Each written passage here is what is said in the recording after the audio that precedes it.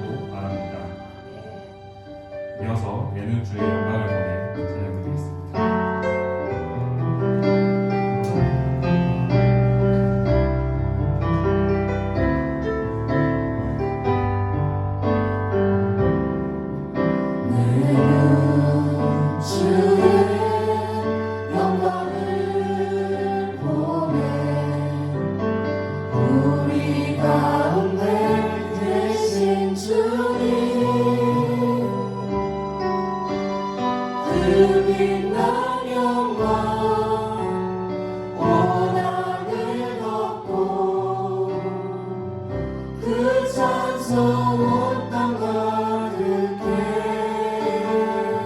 주의 영광을 내는 주의 영광을 보내 찬송 가운데 서신 주님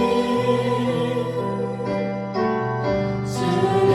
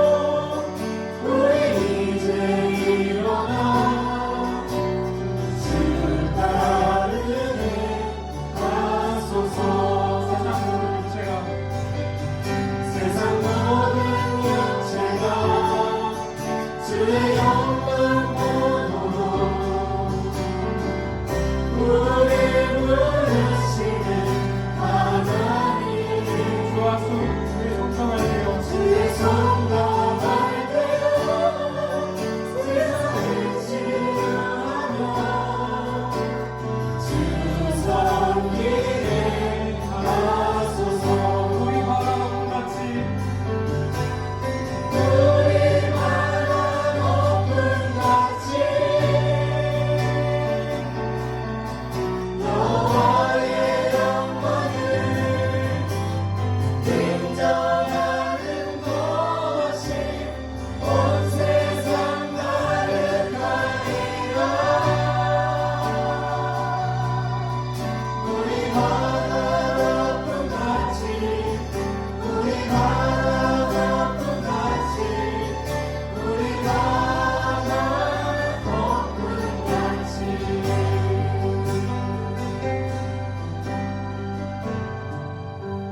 오늘 마지막으로 찬양할 곡은 다시 일어나입니다. 사실 제가 본 전에 수련회 갔다 왔는데 사실 제가 수련회 때 받은 은혜를 나누려고 했었는데 사실 그 은혜보다 제 동기의 간증을 하나 소개하려고 합니다. 그분의 동의도 구했고요. 오늘 제가 차량이 또 하는데 너의 간증을 쓰려 한다 라고 해서 동의도 구하고 감사하게도 잠깐 나누려고 합니다. 수련회를 갔다 온 그 친구는 갑자기 그저 쉬고 있었는데 갑자기 중급 훈련이라는 사역자 훈련에 올해 들어가기로 했습니다. 그 소식을 이제 기도 편지를 받으면서 알게 됐는데 이제 주면서 하는 말이 성민아, 우리 아무리 인간적인 결단과 계획을 세워도 막막한 현실 가운데서 주저앉는 것 같다. 근데 이번에 수련회를 통해서 하나님이 나에게 다시 일어설 수 있다고 손에 밀어주셨다. 근데 내가 아직 어리석어서 계속 부정하고 그냥 누워있겠다고 안 된다고 그렇게 한 3일을 그렇게 버텼는데 그분은 떠나시지 않고 여전히 계속 힘내미셨다고. 마침내 이제 마지막 저희는 헌신의 밤이라는 게 있습니다. 헌신하거나 이제 사역자나 선교사로 이제 희망하고 싶은 사람이 있으면 일어나는 그런 헌신의 밤인데 그 자리에서 일어서면서 마침내 그 손을 붙잡고 동행하기로 결단하고 일어섰는데 그렇게 기도하는 순간에 이제 회복시키는 은혜를 받았다고 합니다. 그리고 그것에 대해서 계속 누리고 살고 싶어서 이렇게 헌신을 지금 원래 내년에 계획했었는데 지금 당장 해야겠다 해가지고 기도 편지를 나눠줬습니다. 솔직히 그 소리를 들으면서 너무 부러웠습니다. 솔직히 좀 세상적일지 모르겠지만 배도 아팠습니다. 난 그러지 못하고 있는데 저놈이 라는 생각이 들어서 너무 부러웠고 한편으로 너무 감사했습니다. 오늘 이 친구의 고백은 저뿐만이 아니라 여기 자리에 계신 여러분의 고백이 되길 바라면서 다시 일어나 찬양하겠습니다.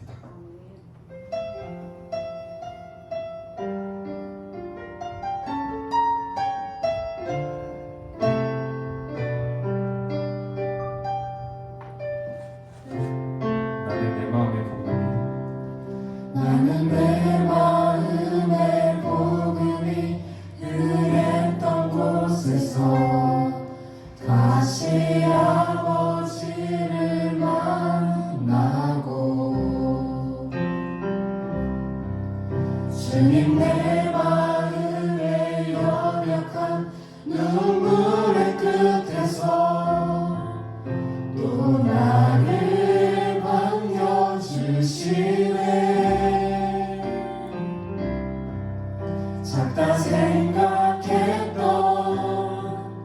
그의 부르심 다시 나를 회복해 하시네. 다시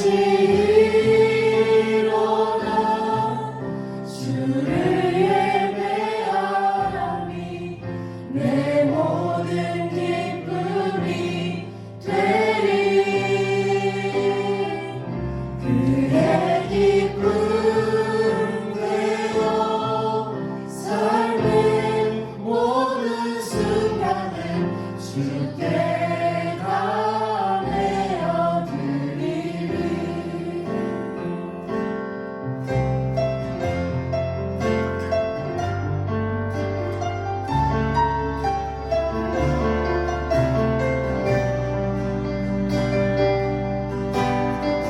나는 내 마음을 복음이 되게 받으셔서 나는 내 마음의 복음이 그랬던 곳에서 다시 아버지를 만나고 주님 내 마음에 연약한 눈물의 끝에서 또 나를 반겨주시네. 잠깐 생각했던 그의 부르심 다시 나를 회복해 하시네. 다시 일어나 주의 대함이 내 모든 기쁨이 되리. 그의 기쁨 내어 삶의 모든 순간을 주께 다 내어드리리. 다시 일어나 주를 예배함이 내 모든 기쁨이 되리. 그의 기쁨 내어 삶의 모든 순간을 주께 다 내어드리리. 다시 일어나 주를 예배하니 내 모든 기쁨이 되리.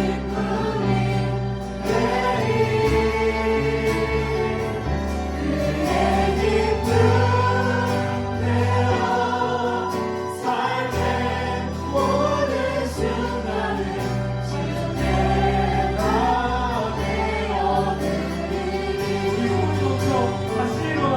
다시 일어나 주를 예배하니 내 모든 기쁨이 되리. 그의 기쁨 내어 삶의 모든 순간을 주께 다 내어드리리. 다시 일어나 주를 예배하니 내 모든 기쁨이 되리. 그의 기쁨 내어 삶의 모든 순간을 주께 다 내어드리리. 오늘 시간 그렇게 기도했으면 좋겠습니다. 하나님 올해 우리 사랑의 교회 비전이 뭐라고 했죠? 네, 우리가 지난주에 한번 여쭤봤는데 오늘 또 한번 세 번 크게 정말 올 한 해 그리고 지금 이 시간에 우리가 성령 충만함을 힘있게 일어나면서 우리로 성령 충만케 하소서 세 번 한번 힘차게 한번 같이 외쳐보겠습니다. 시작! 우리로 성령 충만케 하소서. 우리로 성령 충만케 하소서. 우리로 성령 충만케 하소서. 아멘. 우리 모두에게 성령 하나님의 역사하심이 성령의 충만하심이 가득가득 넘쳐나기를 간절히 소망합니다. 아멘. 우리로 성령 충만케 하소서 이 비전은 우리가 2년 전에도 선포했던 비전입니다. 올해 또 다시 선포하게 되는 것은 우리의 믿음이 정말로 성령 충만한 믿음이 되어야 되기 때문이죠. 우리의 믿음은 성령 충만함이 정답인 거예요. 우리의 믿음을 보장할 수 있는 것, 바로 성령 충만함을 받아야 된다는 것이에요. 성령 충만함을 받지 않으면 우리의 믿음은 예수님에 대해 동의하는 정도로 그쳐질 수밖에 없기 때문입니다. 우리가 예수님을 믿음으로 구원받고 천국 간다는 사실을 다 알고 계실 것입니다. 믿음이 있어야, 예수님을 믿어야 구원받고 천국 가는 것이죠. 그렇다면 나에게 있는 믿음, 내가 예수님을 믿고 있는데 예수를 믿는 이 믿음이 정말로 구원받는, 천국을 갈 수 있는 믿음인지는 어떻게 알 수 있을까요? 예수님에 대해 동의하는 정도로서는 우리는 결코 구원받을 수 없다는 사실을 알아야 됩니다. 예수님께서 나의 죄를 대신하여 십자가에서 속죄 제물로 드려졌다는 것에 대해 동의하는 것은 믿는 것과는 완전히 다른 거죠. 예수님께서 십자가에 죽으셨지만 3일 만에 부활하신 하나님의 아들이심을 동의하는 것과 믿는 것은 전혀 다른 것임을 우리는 알아야 됩니다. 예수님이 십자가에 달려 죽으시기 전에 수많은 사람들 예수님을 따라다녔습니다. 그들은 예수님이 전하시는 하나님 나라 복음을 듣고 놀라기도 했고, 그리고 죽은 자도 살리시는 예수님을 보고는 열광했습니다. 하지만 예수님께서 붙잡혀 가시고 십자가에서 못 박혀 죽으실 때에는 예수님을 따르던 12제자들도 예수님을 버리고 다 도망을 갔죠. 그들이 예수님을 따라다녔던 목적은 하늘의 영광이 아니라 세상의 영광이었기 때문입니다. 그들은 먹고 마시고 장가가고 시집가고 즐기고 높아지는 데에만 관심을 가지고 예수님을 따라갔던 거죠. 이것은 예수님의 12제자들도 마찬가지였습니다.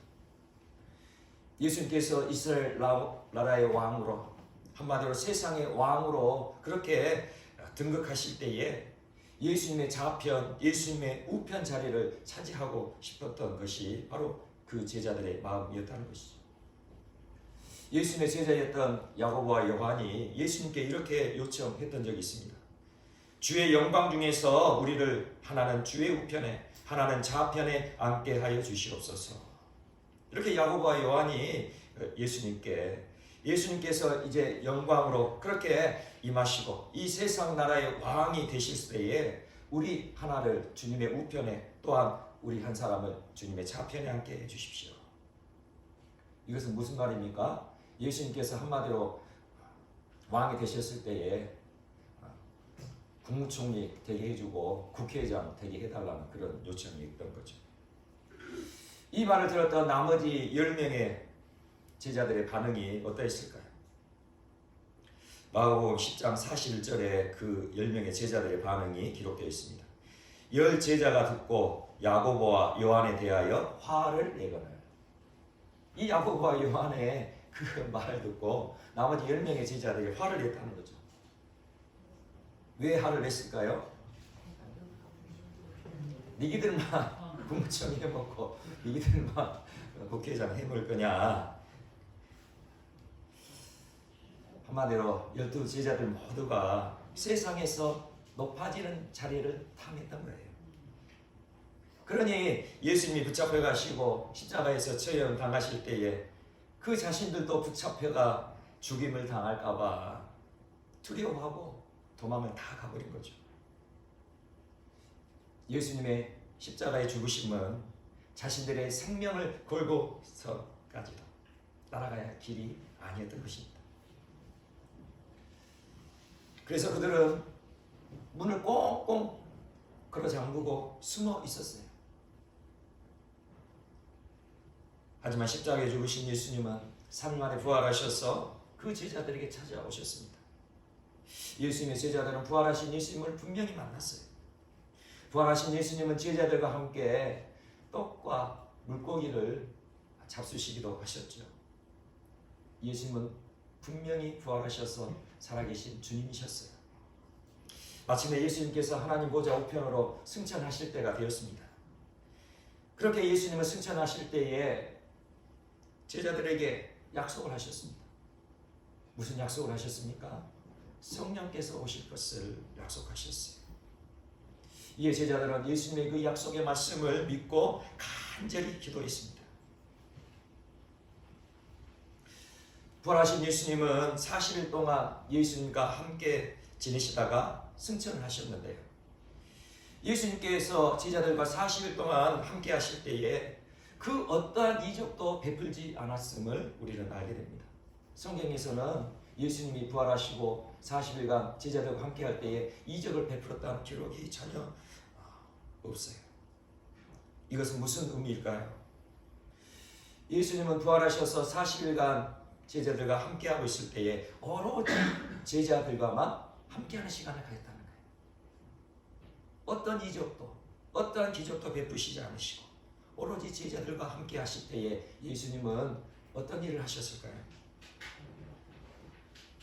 예수님은 40일간 제자들과 함께 하시면서 하나님 나라 영광에 대해서 가르치셨을 거예요. 하나님 나라 영광이 어떻게 임하여지고 하나님의 나라 영광이 얼마나 놀라운 것인지, 그리고 너희들이 하나님 나라를 위해 어떻게 살아가야 하는지에 대해서 그렇게 자세하게 구체적으로 가르쳐 주신 것이죠. 그 근거가 어디 있습니까? 예수님께서 승천하시면서 마지막으로 당부하셨던 그 말씀을 들어보면 우리는 능히 알 수 있게 되는 거죠. 마태복음 28장 18절에서 20절입니다.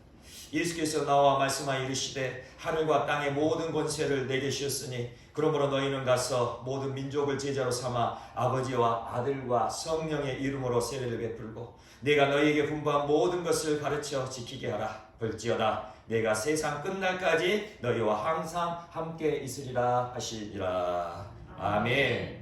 예수님께서 우리 모두에게 당부하신 지상 최고의 약속이자 명령입니다.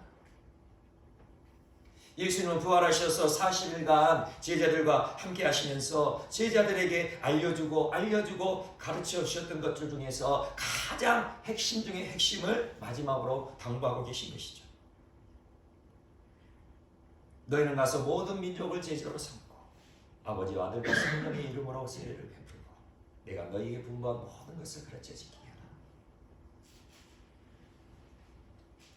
죽어가는 영혼들을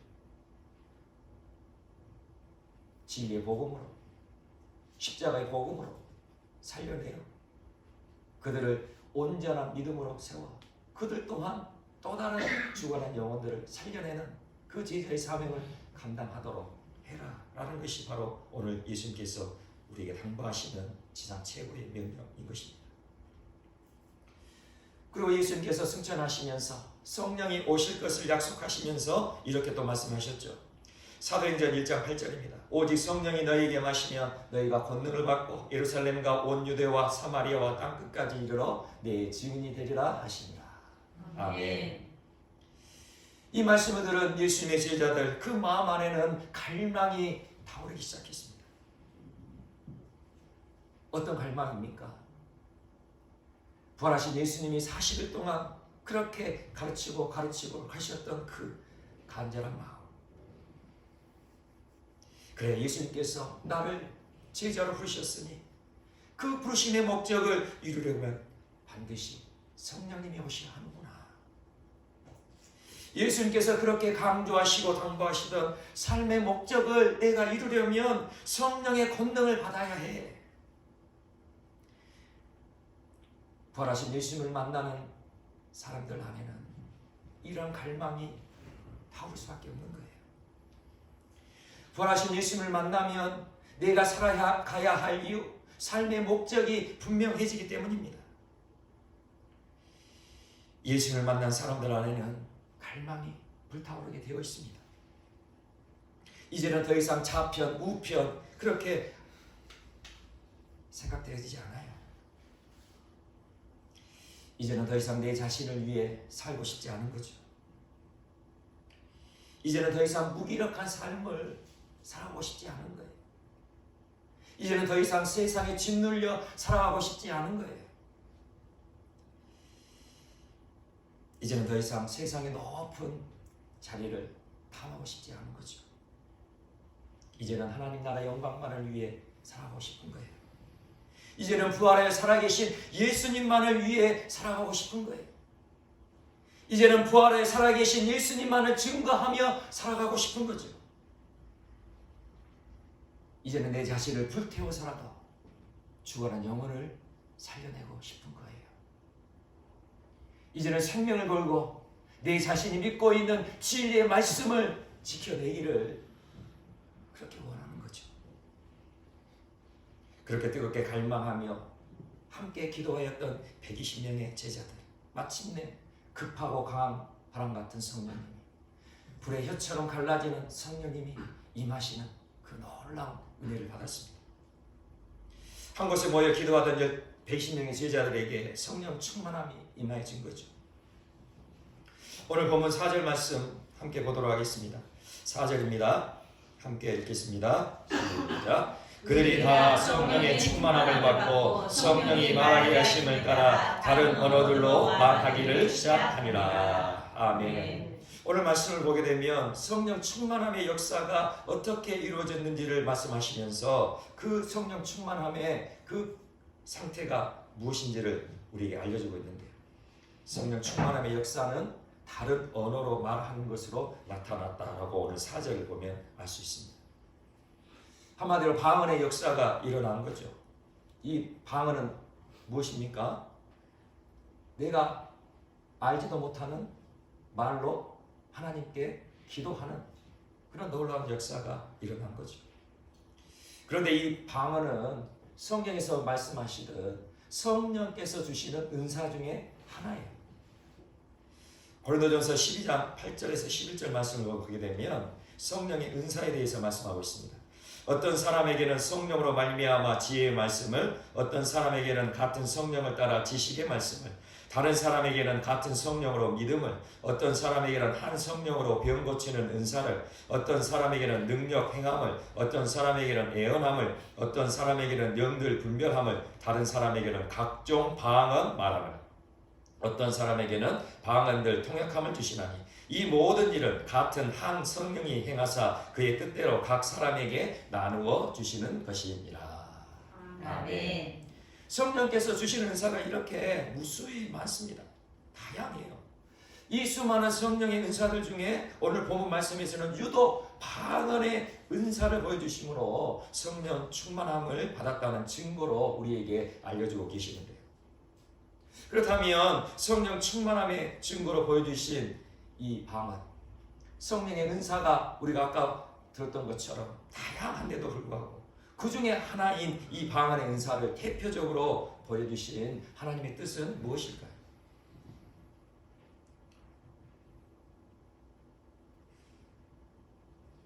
방언은 성령께서 역사하시는 그 이유, 그 근본 이유와 관련되어 있음을 우리는 알게 됩니다.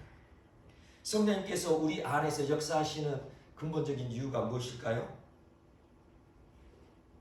우리를 유익하게 하기 위하죠. 우리의 믿음을 굳건히 세우고 우리에게 유익을 주시기 위하여 성령의 충만함의 그 은혜를 주신다는 거예요. 고린도전서 12장 7절입니다. 각 사람에게 성령을 나타내심은 유익하게 하려 하시니라. 아멘. 성령께서 역사하시는 것은 우리에게 유익을 주시기 위해 그렇게 역사하신다는 거죠. 우리 모두가 하나가 되어 합력하게 하셔서 그리스도의 몸을 이루는 온전한 믿음으로 세워갈 수 있도록 성령께서 임하신다는 것입니다. 오순절날 성령 충만함을 받은 제자들 각종 방언을 말하게 되는데요. 이 방언을 말하는 그 자신들은 그 말을 알아들을 수 있었을까요? 못 알아들었을까요? 자기 자신은 자기가 말을 하면서도 이 말의 의미를 모르고 그렇게 기도했다는 거예요. 그런데 이 방언을 들은 다른 사람들은 그 말을 알아듣는 놀라운 역사가 일어나게 됩니다. 8절입니다. 오늘 본문 8절 말씀 함께 보겠습니다. 시작. 우리가 우리 각 사람이 나누고 방언으로 듣게 되는 것이 어찌 되느냐. 아멘. 이 말의 의미가 무엇입니까? 그 밑에 보면 9절 이후에 보면은 이제 바덴, 메덴, 엘라민 그 방언을 듣게 된 그 사람들이 어떤 사람들이었는가, 어느 나라에서 온 사람들이었는가를 쭉 이렇게 알려주고 있는데요. 한마디로 말해서 제가 일본어로 말을 하는데 저는 일본어를 전혀 몰라요. 그런데도 일본어로 말을 하는 거죠. 그러면 일본 사람이 와서 저의 그 기도를 드리면 일본 사람은 그 말을 알아듣게 되었다는 거예요. 어떤 사람은 중국어로, 어떤 사람은 일본어로, 어떤 사람은 영어로 그렇게 기도를 하게 될 때에 중국 사람이, 일본 사람이, 미국 사람이 그 말의 의미를 알게 되었다는 그런 것입니다. 각 나라 사람들이 서로 말이 통하게 되는 역사가 일어나게 된 거예요. 우리는 한국 사람이니까 우리 대한민국 말, 한국말을 하면 서로 말이 통하잖아요. 그런데 미국 사람에게 우리 한국말을 하면 전혀 말이 통할 수가 없잖아요. 말이 통한다는 것, 이것은 외형적으로 어떤 언어를 배우고 습득해서 서로 말을 나눈다는 그 의미가 아니라, 말이 통한다는 것은 무엇입니까? 말이 통한다는 것은 결국은 마음이 통한다는 그 의미가 되겠죠. 그러니 서로 말이 통하지 않으면 도무지 마음이 하나 되기 어렵고, 마음이 하나 되지 않으면 합력할 수 없게 된다는 것입니다. 우리 인류의 언어, 이렇게 한국말, 미국말, 일본말, 중국말 이렇게 나누어지게 된 원인이 성경에서 기록되어 있죠. 바벨탑 사건으로 인해 우리 인류의 언어가 나누게 되었다. 그렇게 성경에서는 말씀하고 있습니다. 우리 인간이 하나님을 대적하여서 하나님의 심판을 면하고 이제 자신들의 이름을 높이 세우기 위하여 그렇게 자랑하려는 악한 마음으로 하늘까지 닿는 바벨탑을 쌓아갔습니다. 이에 진노한 하나님은 이 바벨탑을 쌓는 인간들이 서로 말이 통하지 않도록 하셨어. 그렇게 그동안에는 하나의 말로 서로 말을 통하여서 그렇게 일을 해갔는데, 그 하나에 있던 언어를 혼잡하게 서로 다르게 그렇게 만들어 보시는 해서 이제 말이 통하지 않으니까 어떻게 됩니까? 그 탑을 쌓아야 되는데 서로 말이 통해야 할 수 있잖아요. 그래서 결국 그들은 함께 그 돌을 쌓지 못하고 탑을 쌓지 못하고 흩어져 버렸고, 바벨탑은 그렇게 무너져 버린 것이죠. 바벨탑을 쌓은 그것으로 인하여 우리 인간들의 마음이 서로 나눠져 버린 거예요. 말이 통하지 않게 된 거죠. 우리도 그러잖아요. 우리가 한국말 하지만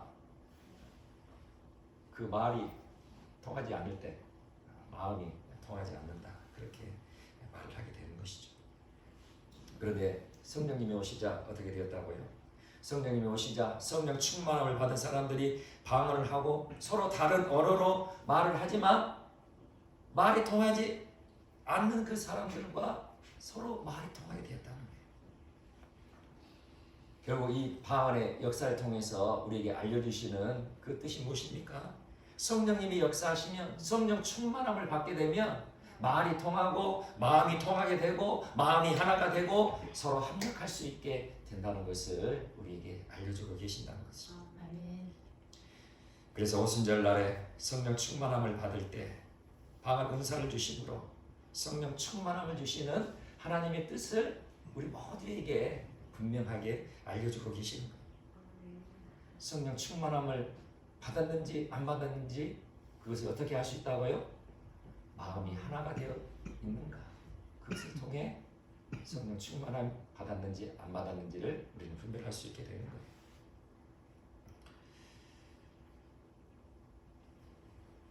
그리고 또 한 가지 중요한 이유가 또 한 가지 있습니다.